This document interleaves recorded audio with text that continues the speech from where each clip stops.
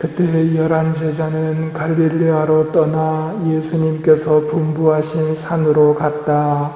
그들은 예수님을 뵙고 엎드려 경배하였다.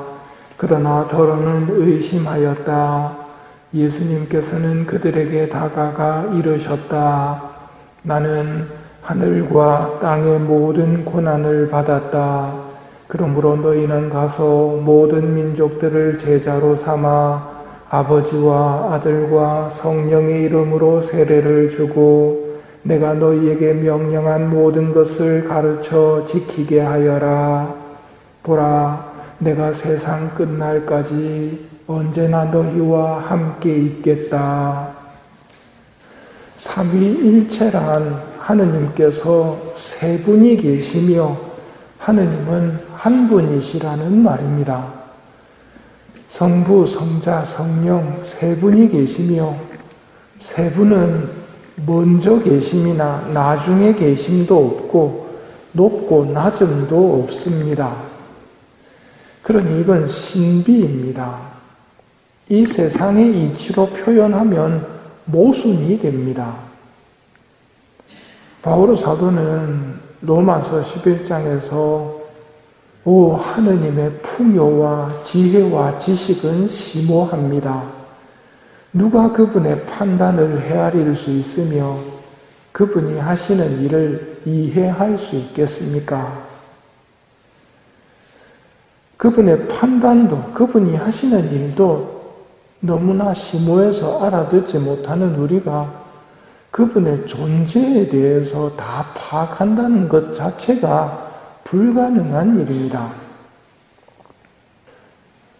혹시 미사에 오시면서 누가 이름이 뭐예요? 하고 물으면 어디 사세요? 하고 물으면 친절하게 대답합니까? 아니면 별 희한한 사람 다 있네 하면서 지나칠 겁니까?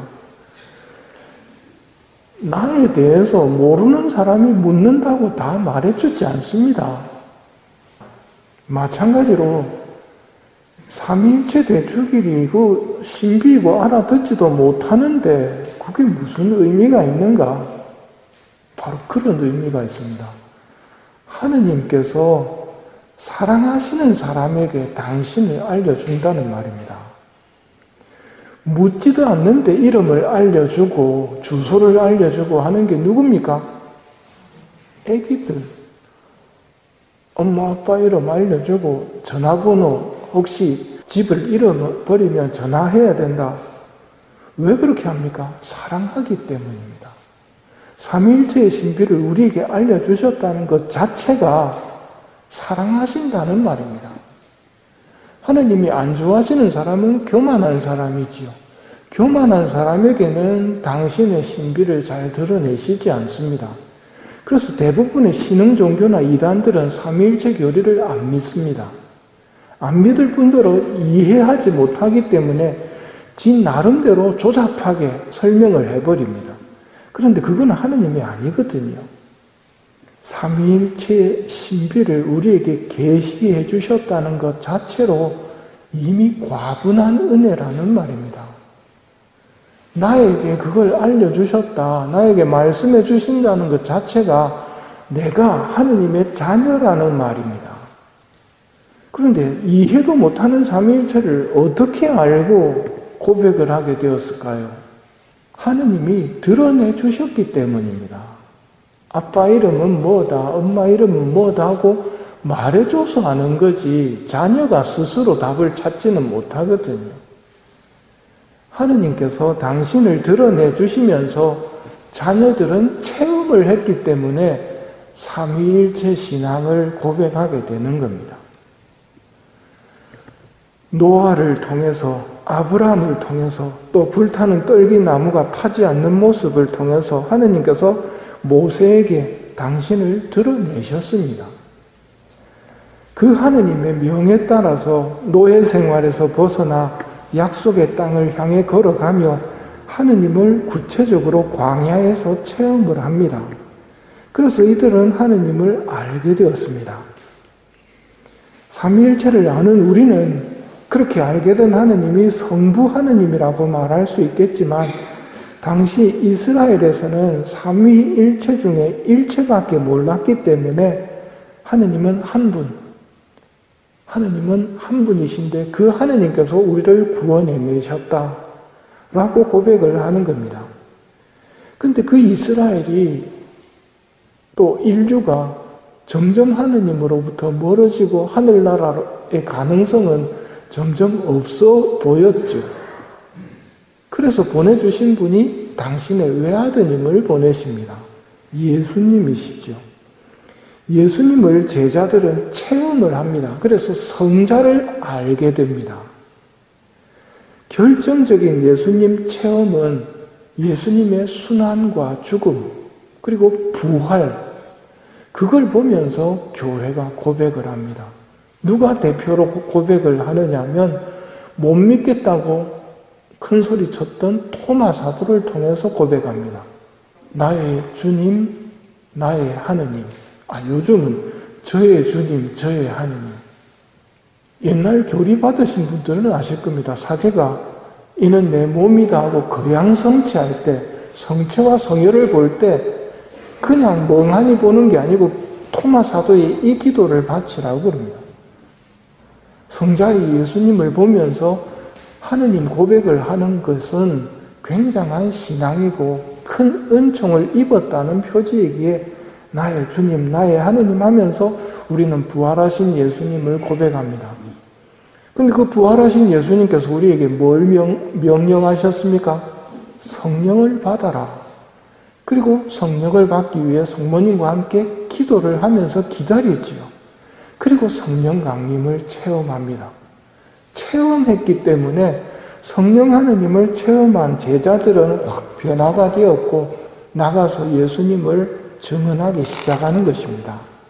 오늘 첫째 독서에서 모세가 말합니다. 불 속에서 말씀하시는 하느님의 소리를 듣고 너희처럼 살아남은 백성이 있느냐 하면서 성부 하느님을 체험했던 것을 상기시킵니다. 둘째 독서에서는 성령의 힘으로 우리가 아빠, 아버지 하고 외치는 거라고. 여러분은 아무렇지도 않게 내가 외친다고 생각할지 모르겠지만 믿지 않는 사람들에게 그건 불가능한 일입니다. 내가 어떻게 그게 가능할까? 성령님께서 도와주고 계시기 때문에 하느님을 아빠, 아버지, 예수님을 보고 나의 주님, 나의 하느님 하고 고백할 수 있다는 말입니다. 복음에서는 예수님께서 나는 하늘과 땅의 모든 고난을 받았다. 천지 창조 이전에 성자께서 누리시던 영광을 다시 받으신 것이지요. 그러면서 너희는 가서 모든 민족들을 제자로 삼아 아버지와 아들과 성령의 이름으로 세례를 주고 내가 명령한 모든 것을 가르쳐 지키게 하여라 하고 말씀하시면서 삼위일체의 신앙으로 세례를 주고 당신의 가르침을 베풀도록 명하시는 것입니다. 그래서 우리는 아버지와 아들과 성령의 이름으로 세례를 주고 예수님께서 가르쳐 주신 내용들을 가르치는 것이지요. 삼위일체를 지성으로 깨달으려는 노력은 작은 컵에다가 바닷물을 다 담으려는 것과 같습니다. 삼위일체 신앙이 우리에게 중요한 것은 하느님께서 우리에게 삼위일체이신 당신의 모습을, 참 하느님의 모습을 드러내 주셨다는 것이고 이것은 우리를 사랑하신다는 증표이기에 우리는 기뻐하며 이 신비를 바라보는 것입니다. 그렇게 바라보는 삼위일체이신 하느님은 한 분이라는 것 때문에 홀로 고독 속에서 외롭게 존재하시는 분이 아니라 성부와 성자와 성령께서 온전히 상대를 받아들이시고 온전히 자기를 내어놓는 사랑, 완전한 사랑 속에서 하나가 되어 계신 하느님이라는 것을 우리는 보고 배우는 것이지요.